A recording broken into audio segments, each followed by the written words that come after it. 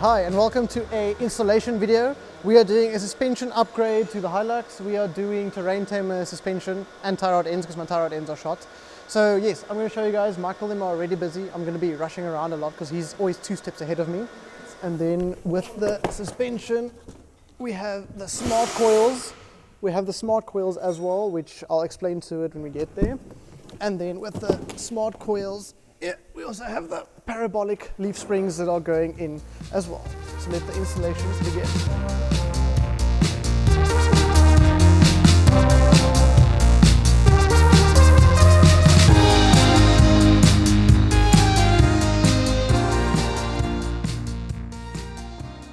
Okay, well, Michael's working so quick. It's literally been like 2 minutes. I just filmed the intro. Both front shocks are out already. Front shocks are over there. They're taking we just need the top hat. So they are compressing it, taking the top hat off. Spacers has to come out for this. So spacers are coming out because the new shocks are longer. So they give about a 30 to 50 mil lift depending on how you install them. So they actually wanted to measure actually from the ground what my new ground clearance is going to be, or ride height, but it's all happening so quick I'm not getting there. Anyway, suspension is out front and back, so they're doing that now. I'll go film some how they're taking the top hat off of or compressing the coil, taking the top hat off, and then the new ones are going in. So let's get over there now.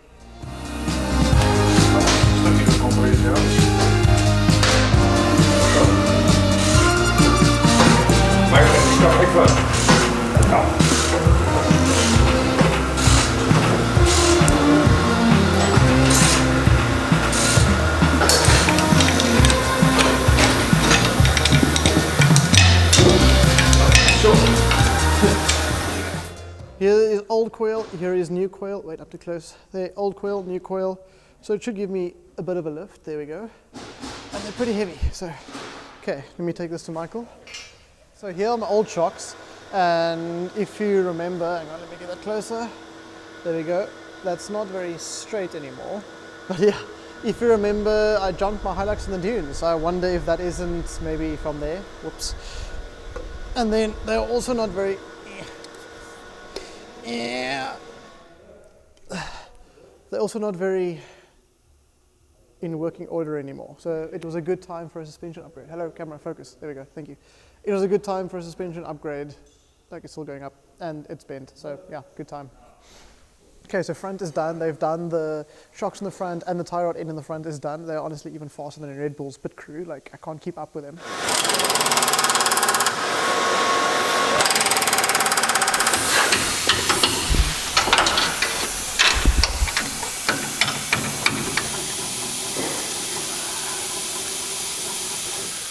Now they're busy with the back shocks, so not shocks, well, yeah, shocks and leaf springs are going in now. Michael over there is setting up the leaf springs, so they are next on the list. But yeah, they are working so quick, I'm not getting half of the shots I need, but it's being done, so that's all I can thank them for.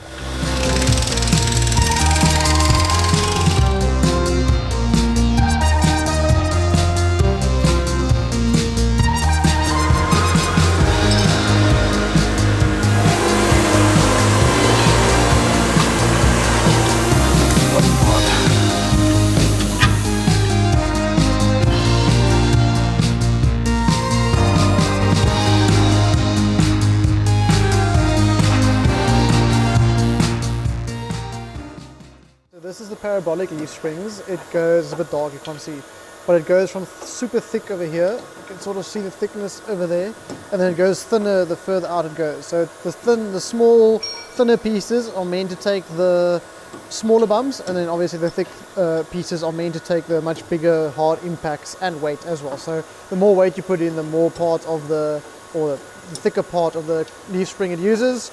Same with the bumps. The smaller the bump, or the bigger the bump, the more of the thickness it uses. That's how the parabolic system should, in theory, work. Or well, it does work, I guess.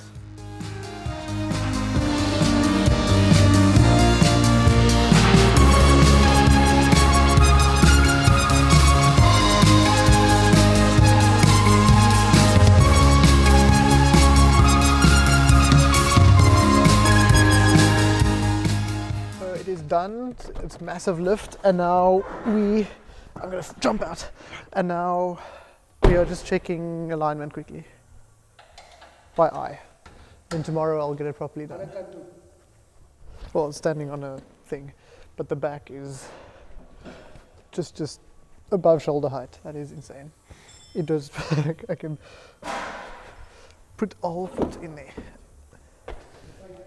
Glad.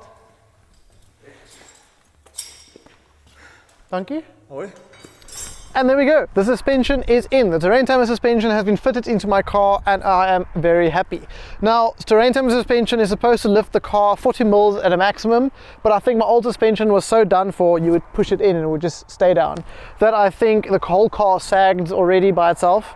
So with this in, the ground clearance and the body height is a lot higher than I expected, than everyone expected actually. I mean, I can get a whole foot between the wheel and the footwell.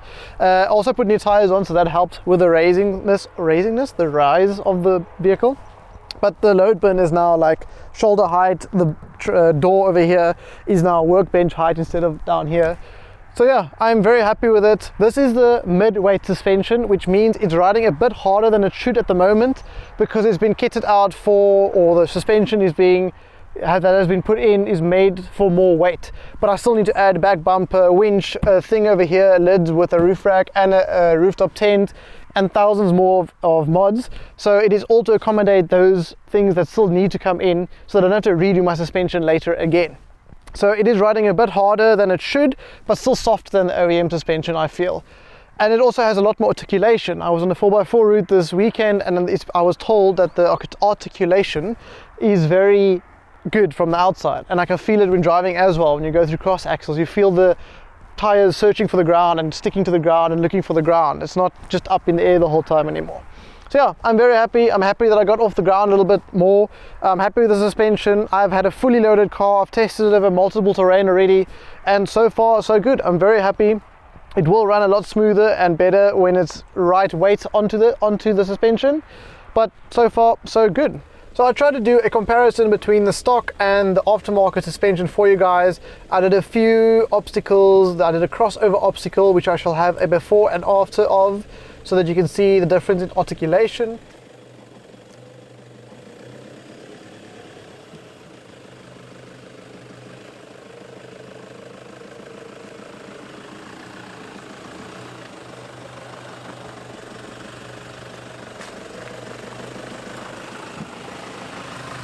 Then I did a little bit of a slalom test, see what the body roll of the car did. So on the left you will have your OEM suspension, well, not very well OEM suspension, used OEM suspension, and on the right you will have the Terrain Tamer suspension. So I did a bump test for you guys as well. That's now the new scientific name. I drove it over harsh terrain at a higher speed than what I should have, just to see how the car bounces up and down, how the car moves and handles the bumps. So again, on the left you have your OEM suspension, and on the right you have the Terrain Tamer suspension, and you can see how they handle the bumps separately.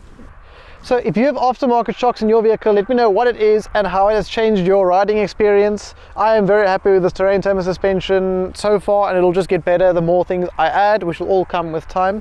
But yeah, let me know in the comments below how you've experienced your suspension. If you have Terrain Tamer suspension, that's also great. Let me know if you have that.